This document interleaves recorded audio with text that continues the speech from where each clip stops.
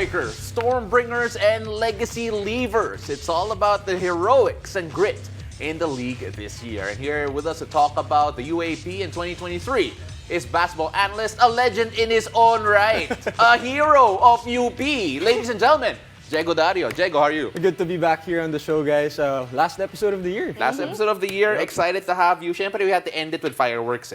So let us all go back and talk about some of the biggest heroes that we've seen here in the UAAP. And I want to start off first with LJay Gonzales because buzzer beater hitter, it felt like he was a big shining light in what was a relatively uneven campaign. Right.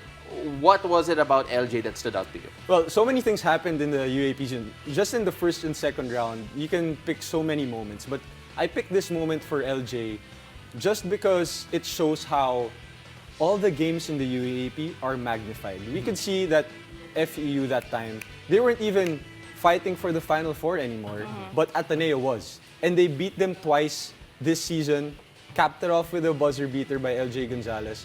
And it just shows that no matter how low you are in the standings, if you beat these big teams, it happens in the UAAP a lot, it spells the difference by the end of the Final Four. And it showed in the Final Four. Ateneo had to play for that last spot for the Final Four just because of those two losses. If they didn't lose to FEU in the first two rounds, they would probably be automatic in the Final Four. So, well, big Diego, games. I'm very curious about this thing, How do you get all the guts? Like, when you launch that gutsy three-pointer, how do you parang gather all that confidence? Like, how does decision-making play a role in those crucial moments? Of course, as, a former player, how would you... Kapal na mukha nito eh. Yeah, I mean, I think number one is confidence. No matter if you're missing so many shots in the game, at the end of the day, if you have confidence in the work that you put in, you're gonna have confidence in taking those game winners. I think LJay had that. He was shooting 20% from the three-point line the whole season before that shot. So imagine if you were thinking about the percentage. Oh, I'm shooting 20%. I'm not gonna shoot this three. Hindi niya mashoot yung game winner against FEU. But because he had the confidence, and number two, he had the confidence of his teammates, his coaches, right? They gave him the ball at that moment. The coaches drew up a play for him. And that gives you all the confidence as a player to take those kinds of shots. Right. So it's not just, oh, I'm confident, I'm him, I'm gonna do it. It takes a whole community to give you that kind of confidence from the coaches, teammates, from the FEU community, and from LJay himself. That's right. It looks individual, but it's actually a team thing wherein you give confidence to this one guy. And of course, we got the perfect guest for that particular topic. Let's take a look at another moment here. And we want to talk about individuals' heroics, but then here let's focus on a team. DLSU in the second round was unbeatable, untouchable. They had a lot of great games in that stretch. And you take a look at what it takes to go on a streak like that, because it was not necessarily a great end to the first round for them. Right. But it's the second round, it all changed. Right. It was a shaky first round for DLSU, the champions of this season. And the question was, can they beat the big teams? They lost to UP, they lost to NU, and they lost to Ateneo. So all the big teams, the Final Four teams, they lost in the first round. But in the second round, something clicked for LaSalle. I think it's because of their culture. The culture that Coach Topex built here in LaSalle, and just his first year, is just a culture of learning, loving the process, loving each other. He told me that after the finals game, that it was about learning every single time. And the trajectory of that team really went from, struggling about their identity to winning all the games in the second round. I think when we talk about being in the zone as players, being in the zone as broadcasters, LaSalle was in the zone collectively, from the coaching staff to the players, that whole second round. And it was a beauty to watch them play. And speaking of culture, I'm pretty sure Pao is very much aware of the Lasallian culture. He's very happy, actually. After that game, I was like, wow, Pao is a... But he's very blue right now. Yeah, it's different. No, I knew you were my co-host today. But then, sorry, I've got to ask this also, Diego. Of course, there's KQ, this very stellar performance all throughout the season for LaSalle. How does this versatility of his play a role in the Lasallian, community, the culture, or maybe the basketball culture in the... I think we're just blessed to see a generational talent. Not even generational, he's probably one of one. We haven't seen anyone like Kevin Kembao, we're blessed to see him in the UAAP. I mean, I covered the 2 games that he secured the triple-double. That's history.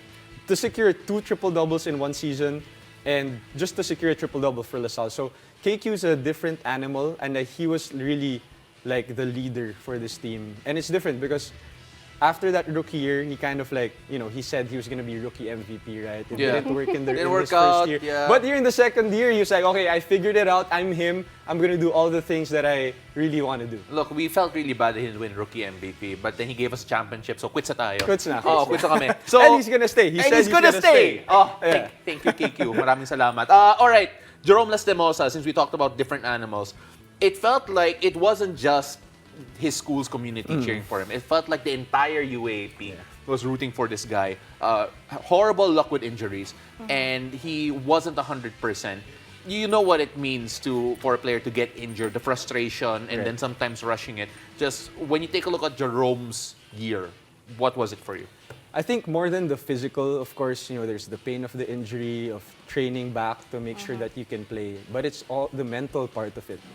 Jerome can just, as an athlete, you feel that you can just quit anytime. Why are you even doing this? But because he loves the game so much, he loves the Adamson community so much. He loved Adamson so much that he rejected offers internationally to play his last year in Adamson. I mean, that just says a lot about the heart of Jerom Lastimosa. And it also shows how UAAP players develop also. He wasn't a highly recruited player. I mean, who even was Jerom Lastimosa? When we played them in the Final Four his rookie year, we were like, who's this guy hitting the shot to force overtime? He had 17 points in the Final Four. We were like, he wasn't even in the scouting report, and he scored 17 points. And that was the birth of a Jerom Lastimosa. And that's what the UAP gives to players, an opportunity to shine. If you work hard, eventually you'll get your moment. And Jerom Lastimosa had his moments. He brought Adamson back to the Final Four. His jersey was retired for Adamson. I mean, everyone loves Jerom Lastimosa. And his last moment for Adamson was beautiful. Ateneo gave him the ball.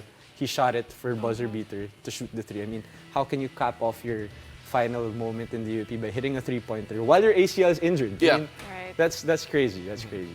Right, and then you mentioned that the culture, and this is what we witnessed in the UAAP, the development of these players, the stories of these players as well, and how important it is that these people also believe in you. Maybe you can share to us as a basketball player yourself, as an athlete yourself, how important it is that people believe in you. How do you handle that mentally? As a UAP hero. I think it's crucial because usually as fans, when we watch our idols in the UAAP or in the NBA and the PBA, we see them as individuals, right? We see them as these stars that, perform these highlights. But it takes so much for these players to perform at a high level.